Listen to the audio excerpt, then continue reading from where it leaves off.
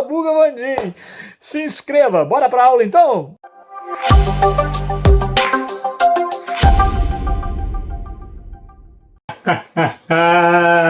Olha a gente aí na 11ª parte. Pois é, nós estamos tentando criar um mosaico onde as pecinhas vão se encaixando umas nas outras para tratar do cotidiano, dos costumes e dos valores do Brasil colônia.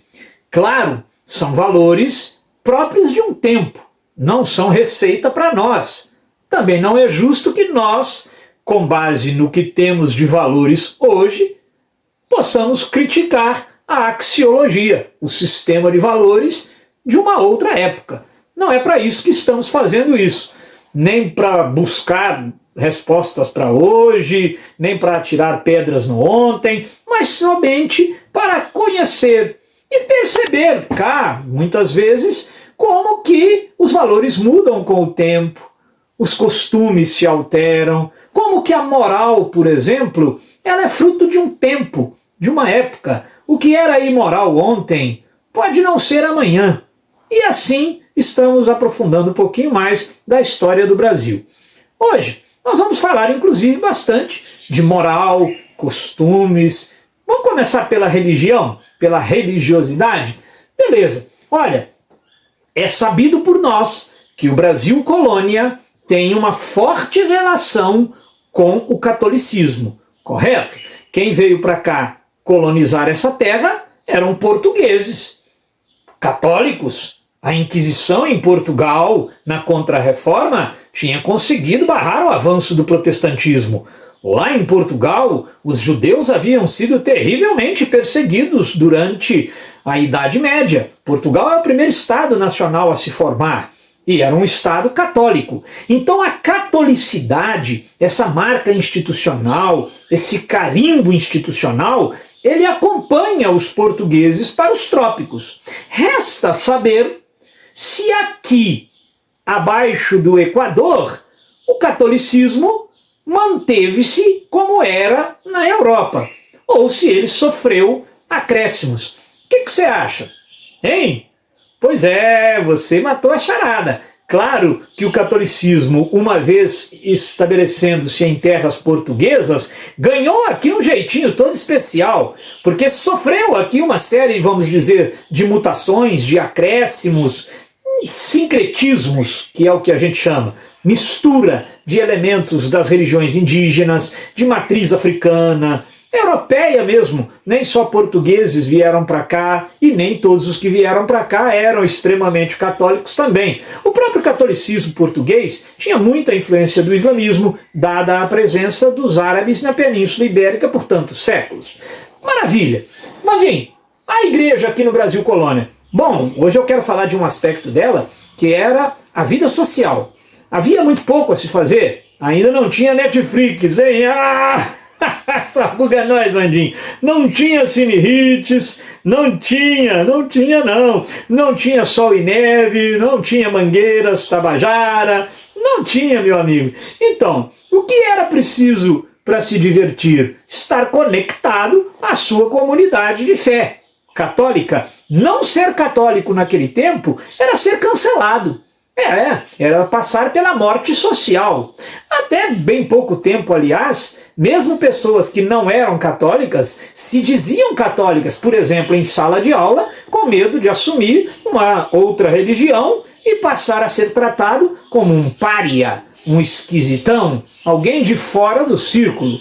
Bom, isso cria um certo catolicismo de fachada, um certo catolicismo obrigatório, onde mesmo não sentindo aquela religião, as pessoas a praticavam por uma obrigação social, por uma imposição.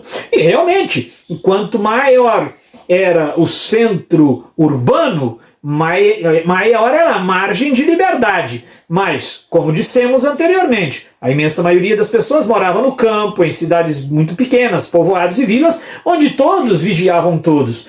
Então, muitos denunciavam, inclusive, às autoridades. Olha, aquele casal que tem 7 filhos, só 5 têm ido à missa, 2 não têm ido. E as pessoas tinham que responder às autoridades. Tá vendo? Era íntima a ligação entre a igreja e o Estado no Brasil colônia. Mas voltando à vida social, olha, restrições de toda ordem, o que sobrava para o sujeito fazer para se divertir? É estar nas quermesses, nas procissões, nas festas dos santos. Então a igreja era o centro da vida social. Olha, enquanto ela animava a galera, os missionários dedicavam-se a uma tarefa ingratíssima, que era, em vão, aliás, a tentativa de fazer com que as crendices não sobrepusessem-se àquilo que eles, os missionários, consideravam a verdadeira fé. Impossível. Fomos adaptando a religião europeia aos costumes brasileiros, flexibilizando daqui, agregando dali, criando uma religiosidade própria. Eu quero chamar a atenção, até porque o Enem já chamou atenção antes de mim, para uma festa popular chamada Entrudo. Leiam sobre ela, aprofunde um pouquinho aí. O Entrudo é uma espécie de bisavô do nosso carnaval, uma festa com raízes religiosas que aos poucos foi se desligando delas. Se você pegar para estudar os carros alegóricos no carnaval de hoje, você verá uma conexão entre os carros alegóricos das procissões. As irmandades, muitas delas, Irmandade do Santo Fulano, Irmandade da Santa Ciclana, muitas delas competiam entre si e nas procissões queriam expor os carros maiores, mais bem decorados. Dá uma olhada nisso aí. O carnaval é uma festa que hoje não tem muito mais explícito de religioso, mas é uma festa, um costume, uma tradição que bebe do entrudo do Brasil colônia. E o Enem já te cavucou nisso aí. Família. Bom, falou em família no Brasil colônia, você já sabe. Era a família patriarcal. A família onde o pai, o homem, a figura masculina, predomina sobre todas as outras. Uma curiosidade é que 80% dos casais não eram formalmente casados. Eu disse, né? A maioria das pessoas vivia longe das instituições, no campo. Então, por lá, faziam seus arranjos. Eu não estou falando da elite. A elite, sim, ela se casava, ela formalizava a união. Os mais pobres tinham dinheiro mal para sobreviver, podiam gastar com essas coisas, com essas burocracias, e a igreja cobrava para fazer a cerimônia, enfim. Bom, a maioria vivia junto e constituía família. Um modelo de família que, além de patriarcal, e é interessante você pensar se hoje a gente ainda não está lidando com traços do patriarcado. É importante fazer essa conexão. Além de ser uma família patriarcal, era uma família estendida. O que significa isso, Vandim? Significa que tias, comadres, avós, tios, todo mundo participava da criação do teu filho. Até porque o marido vivia muitas vezes viajando, cuidando dos negócios e tal, das coisas da fazenda, e a mulher tinha que contar aí com uma mãozinha generosa. Por isso cria-se aquela família estendida.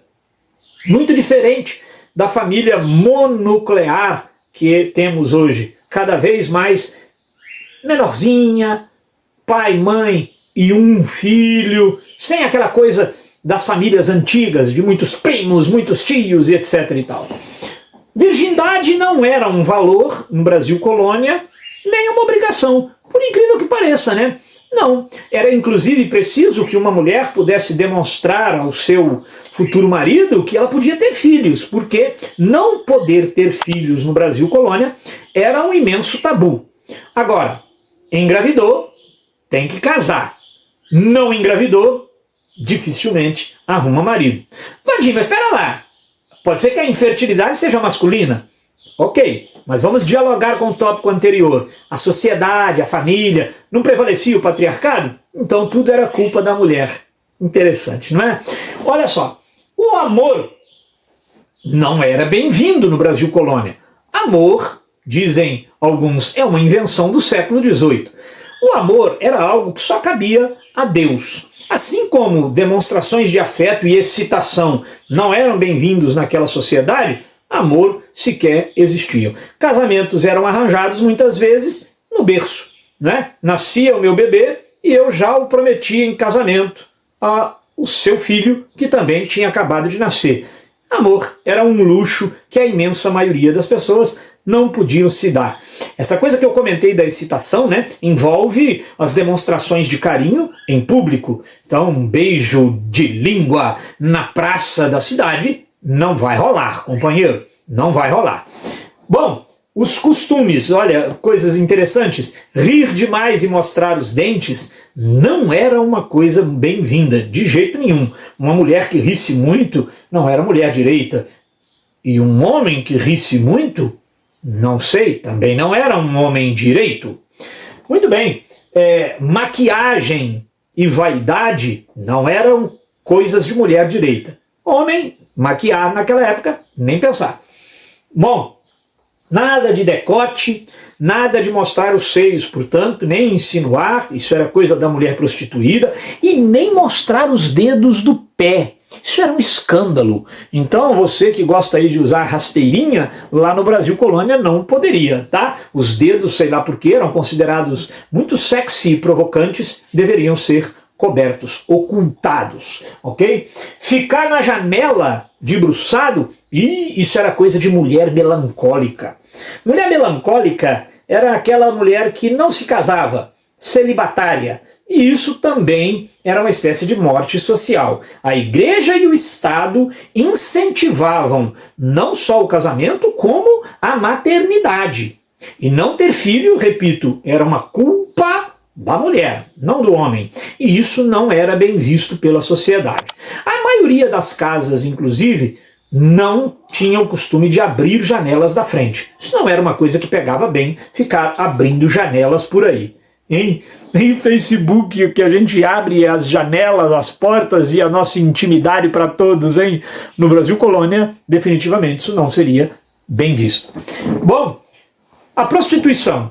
Há uma fase em que a mulher prostituída, ela até participa do cotidiano, sabia? Ela está incluída de alguma forma na sociedade. Mesmo que ela dance, beba, se maqueie e exiba decotes considerados de mulheres indecentes, mas ela ainda encontrava um lugar no espaço urbano. Portanto, o bordel ficava ali, né, na rua de baixo, e as pessoas frequentavam. Você já deve ter visto alguma telenovela que tinha lá um bordel, talvez um pouco caricato, mas tinha um bordel frequentado pelo prefeito, pelo delegado, pelas pessoas boas de família. Pois é, o bordel era logo ali, a mulher prostituída, as mulheres, a dona do bordel, tinha um certo trânsito social. Agora, há uma outra fase que aí não, elas são apartadas da convivência cotidiana, como eu escrevi aqui, e o celular não está filmando. Sabuga o celular, Vandinho! Sabuga ele. Então, olha lá, é aquele momento em que a mulher prostituída começa a ser apartada do convívio social, aí cada vez mais perseguida e tal. Então tem duas fases para se lidar com essa coisa da prostituição no Brasil colonial. A gente continua trabalhando isso na próxima aula. Por enquanto, ó, força na peruca que nós estamos precisando. Terminou de assistir? Gostou? Nem doeu, né? Então agora vai lá, se inscreva no nosso canal, espalhe a boa nova, vira e mexe, tem um vídeo novo por aqui. Se não tiver também, não te devo nenhuma satisfação, mas vai entrando aí que aparecem as coisas, tranquilo?